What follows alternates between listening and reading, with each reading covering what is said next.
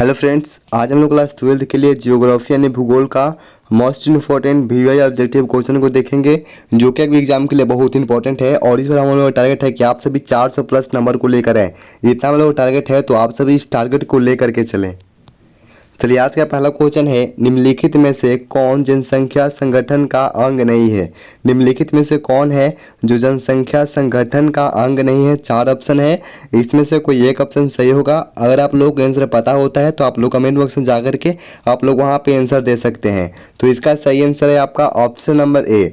Option number A है जनसंख्या का घनत्व। जनसंख्या का जो घनत्व है वह जनसंख्या संगठन का अंग नहीं है। और ऑप्शन नंबर बी आयु संरचना, ऑप्शन नंबर सी है लिंग संरचना और ऑप्शन नंबर डी है साक्षरता। ये तीनों जो है ये जनसंख्या संगठन का अंग है।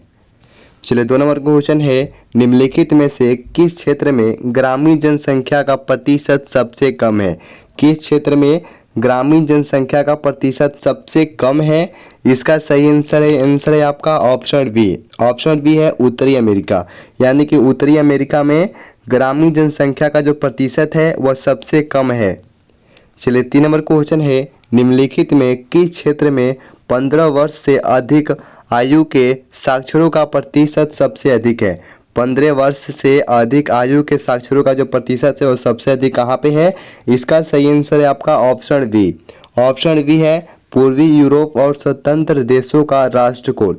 पूर्वी यूरोप और स्वतंत्र देशों का राष्ट्रकुल यहाँ पे जो है वह 15 वर्ष से अधिक आयु के साक्षरों का जो प्रतिशत है वह सबसे अधिक है।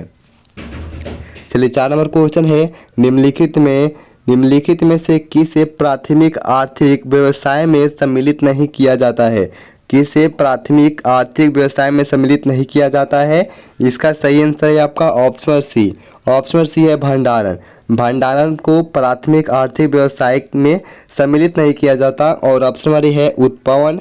ऑप्शन नंबर बी है आपका मत्स्य पालन। ऑप्शन नंबर डी है आखेटन। इन तीनों को प्राथमिक आर्थिक व्यवसाय में सम्मिलित किया जाता है। और ऑप्शन नंबर सी है आपका भंडारण, इसको शामिल नहीं किया जाता है। चलिए, 5 नंबर क्वेश्चन है, निम्नलिखित में से किसने संयुक्त अरब अमीरात के लिंग अनुपात को निम्न किया है। किसने संयुक्त अरब अमीरात के लिंग अनुपात को निम्न किया है। इसका सही आंसर है आपका ऑप्शन ए। ऑप्शन ए है पुरुष कार्यशील जनसंख्या का चयनित प्रवास।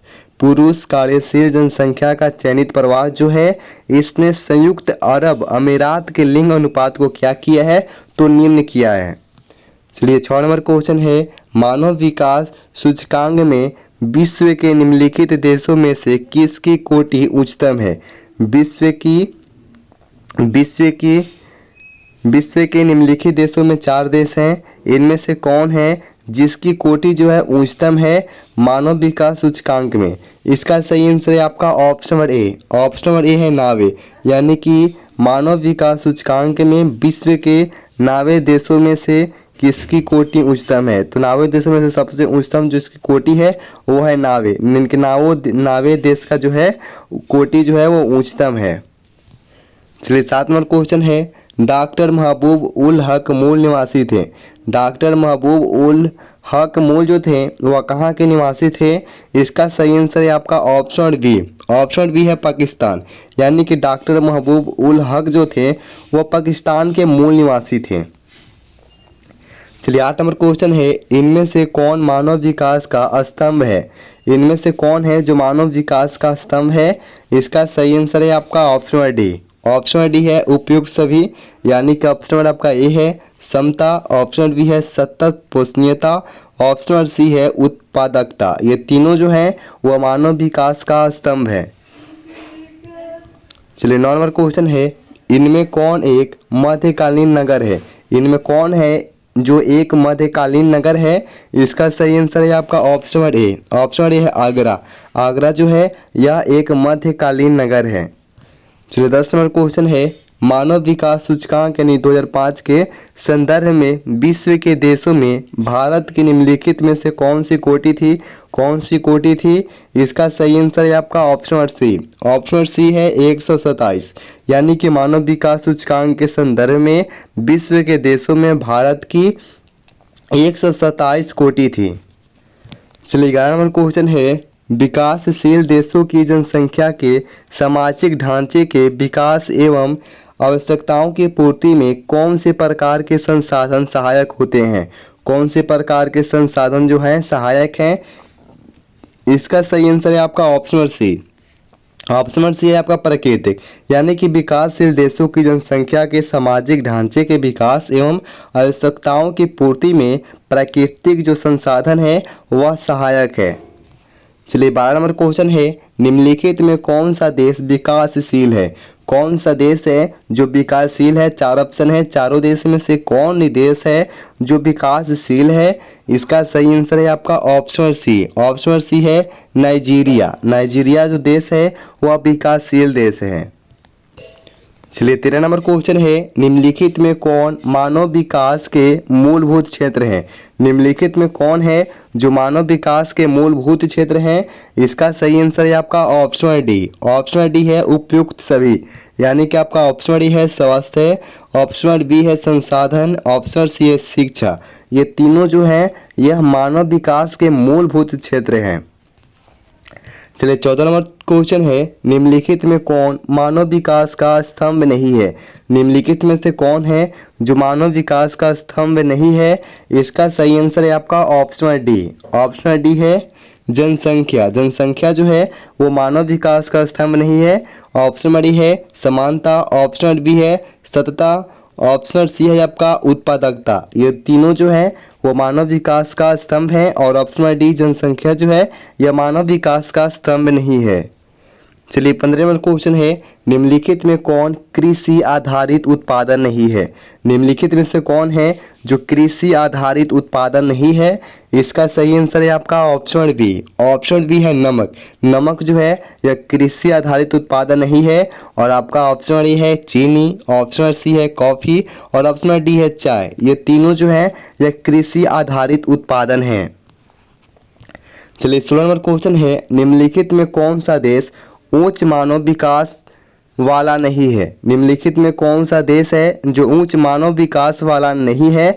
इसका सही आंसर है आपका ऑप्शन नंबर आपका डी जो है वह सही आंसर है मिस्र। मिस्र जो है, मिस्र जो देश है वह उच्च मानव विकास वाला देश नहीं है। ऑप्शन डी है अर्जेंटीना, ऑप्शन सी है जापान, ऑप्शन नंबर ए है नार्वे। ये जो तीन देश हैं ये उच्च मानव विकास वाले हैं। चलिए 17 नंबर क्वेश्चन है, निम्नलिखित में कौन सी खाद्य फसल है? 4 ऑप्शन है, इसमें से कौन है जो खाद्य फसल है? इसका सही आंसर है आपका ऑप्शन सी। ऑप्शन सी है चुकंदर। चुकंदर जो है यह एक खाद्य फसल है। चलिए 18 नंबर क्वेश्चन है, निम्नलिखित में कौन सा भू उपयोग संवर्ण नहीं है? भू उपयोग संवर्ण नहीं है, कौन है जो भू उपयोग संवर्ण नहीं है? इसका सही आंसर है आपका ऑप्शन सी। ऑप्शन सी है सीमांत भूमि। सीमांत भूमि जो है यह भू उपयोग संवर्ण नहीं है। और बाकी देखिए ऑप्शन डी है प्रतिभूमि, ऑप्शन बी है न्यूअल बोया क्षेत्र और ऑप्शन डी है आपका कृषि योग्य व्यर्थ भूमि। ये तीनों जो है ये भू उपयोग संवर्ण है। चलिए 19 नंबर क्वेश्चन है, खट्टे रसदार फलों की कृषि संबंधित है? खट्टे रसदार जो फल होती है, फलों की जो कृषि होती है वह किससे संबंधित होती है? फिर से देखिए, खट्टे रसदार फलों की कृषि संबंधित है। खट्टे रसदार फलों की कृषि किससे संबंधित होती है? इसका सही आंसर है आपका ऑप्शन सी। ऑप्शन सी है भूमध्य सागरीय कृषि से। भूमध्य सागरीय कृषि से खट्टे रसदार फलों की कृषि जो है संबंधित होती है। चलिए 20 नंबर क्वेश्चन है, बहुत ही इंपॉर्टेंट आपका क्वेश्चन है कि गेहूं की खेती के आदर्श तापमान कितना होना चाहिए? गेहूं की खेती के लिए आदर्श तापमान कितना होनी चाहिए? इसका सही आंसर है आपका ऑप्शन बी। ऑप्शन बी है 10 डिग्री सेल्सियस से 20 डिग्री सेल्सियस। यानी कि गेहूं की खेती के लिए आदर्श जो तापमान होता है वह 10 डिग्री सेल्सियस से 20 डिग्री सेल्सियस के बीच होता है। चलिए ये आपका लास्ट क्वेश्चन था। अगर आप लोग चैनल पे हैं तो चैनल को सब्सक्राइब कर लें, वीडियो को लाइक करें, अपने दोस्तों के साथ जितना हो सकता है शेयर करें। और वीडियो से रिलेटेड अभी कोई भी क्वेश्चन आपके माइंड में हो तो आप लोग कमेंट बॉक्स में जा करके आप लोग वहां से कोई भी क्वेश्चन पूछ सकते हैं। मिलते हैं अगले वीडियो में, धन्यवाद।